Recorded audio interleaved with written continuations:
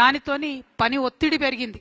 సాధారణంగా 6 నుంచి 8 గంటలు చేస్తేనే లేబర్ చట్టాలు మరి బ్రేక్ ఇవ్వాలని చెప్తారు. కానీ ఆర్టీసీ కార్మికులకు మాత్రం 16 నుంచి 18 గంటలు పని చేపిస్తూ వారి శ్రమను దోచుకుంటున్నది కాంగ్రెస్ ప్రభుత్వం తప్పితే వారిని ఆదుకునేటటువంటి ఆలోచన చేయడం లేదు. ఆ శ్రమ దోపిడీ విధానాన్ని మేము తీవ్రంగా వ్యతిరేకిస్తున్నాం. ఆర్టీసీకి లేబర్ చట్టాలు ఖచ్చితంగా వర్తిస్తాయి, వర్తింపజేయాల్సిందే. మరి ఆర్టీసీలో లేబర్ చట్టాలు లేకుండా, కనీస గౌరవం లేకుండా, కార్మికులకు మర్యాద లేకుండా జరుగుతున్నటువంటి సందర్భాన్ని మేము తీవ్రంగా వ్యతిరేకిస్తా ఉన్నాం. మరి దుగ్గు రాజేందర్ గారని ఆర్టీసీ నాయకులు అనేక మందిని ఏదైతే ఈ ప్రభుత్వం పోయిన బీఆర్ఎస్ ప్రభుత్వంలో ఇప్పుడు ప్రభుత్వంలో కూడా అన్యాయంగా ఏదైతే కార్మికులను తీసివేయడం జరిగిందో పనిలో నుండి, వారిని తిరిగి పెట్టడం కోసం జాగృతితో కలిపి ఉద్యమాలు చేస్తున్నటువంటి నాయకుడు. మరి వారి నాయకత్వంలో దాదాపు 300 మందికి తిరిగి ఉద్యోగం ఇప్పించుకోగలిగినాం. మేము ఆర్టీసీని డిమాండ్ చేస్తూ ఉన్నాం.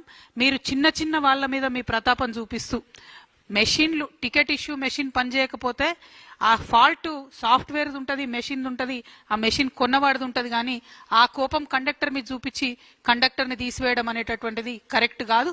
ఇటువంటి చర్యలకి ప్రభుత్వం పాల్పడతా ఉంది. డ్రైవర్లకు కూడా అదే పరిస్థితి. 16 నుంచి 18 గంటలు వర్క్ చేయించి వారిని స్ట్రెస్ చేసి హార్ట్ అటాక్లతో చనిపోతున్నటువంటి కార్మికులను కూడా కనీసం పట్టించుకున్నటువంటి పరిస్థితి ఉన్నది. ఇవన్నీ ఒక ఎత్తు అయితే, మనం చిన్నప్పుడు మీ అందరు గుర్తుండుంటుంది, బస్ బాడీ బిల్డింగ్ యూనిట్ అనేటటువంటిది ఉండేది.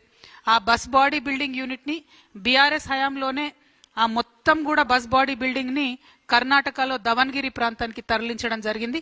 అప్పటి నుంచి ఇక్కడ మన దగ్గర ఉండే 2 బస్ బాడీ బిల్డింగ్ యూనిట్లు కూడా మూతపడినటువంటి పరిస్థితి. ఉప్పల్ ఒకటి, మియాపూర్ ఒకటి, 2 కూడా మూతపడినటువంటి పరిస్థితి. అంటే ఆర్టీసీ ఏదైతే స్వతంత్రంగా వాళ్ళకుండే ఇంజనీర్లతో, బయట నుండి తెచ్చుకున్న ఇంజనీర్లతో కట్టేటటువంటి బాడీని కూడా కంప్లీట్ గా నిర్వీర్యం చేసినటువంటి పరిస్థితి.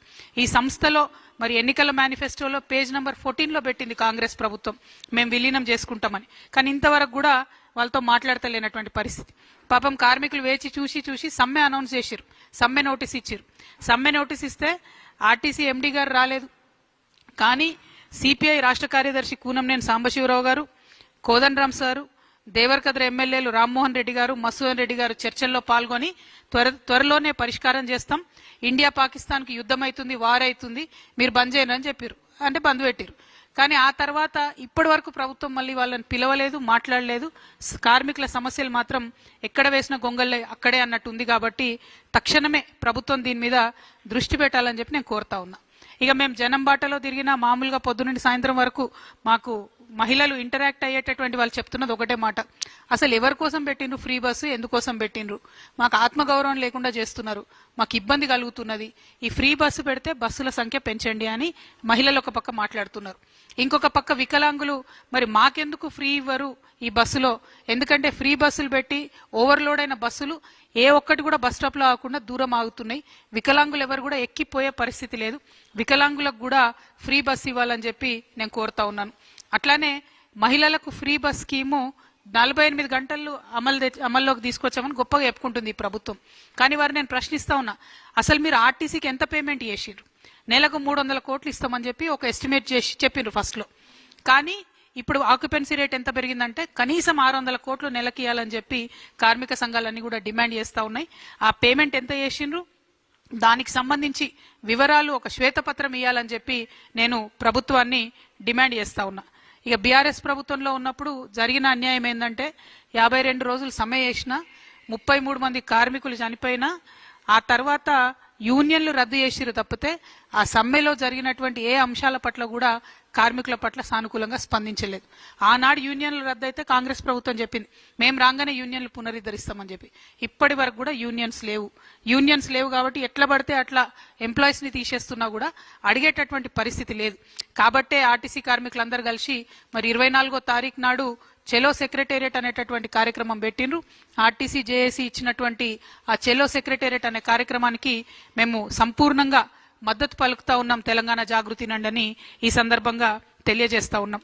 మరి అదే విధంగా ఆర్టీసీ కార్మికులు పాపం వాళ్ళు పొదుపు చేసుకునే డబ్బు ఉంటుంది, అది కూడా ఇస్తలేరు. రిటైర్మెంట్ అయినటువంటి వాళ్ళు ఎవరిని కూడా వారికి కూడా ఇంతవరకు బెనిఫిట్స్ ఇస్తలేరు. నిన్న మేము మహిళల కోసం ధర్నా చేద్దామని ప్రజాభవన్కి పోతే అక్కడ ఆర్టీసీ కార్మికులు రిటైర్డ్ ఎంప్లాయీస్ అందరూ వచ్చిర్రు.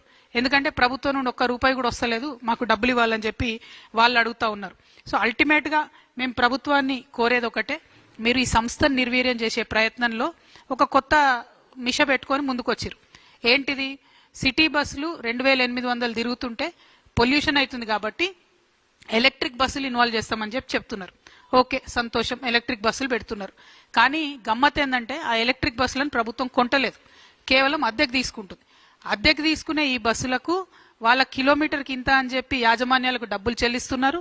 ఇంకొక పక్క మన ఆర్టీసీ బస్ డిపోలను ఖాళీ చేసి ఎలక్ట్రిక్ బస్సులకు సపరేట్గా డిపోలు ఖాళీ చేసి ఇస్తున్నారు.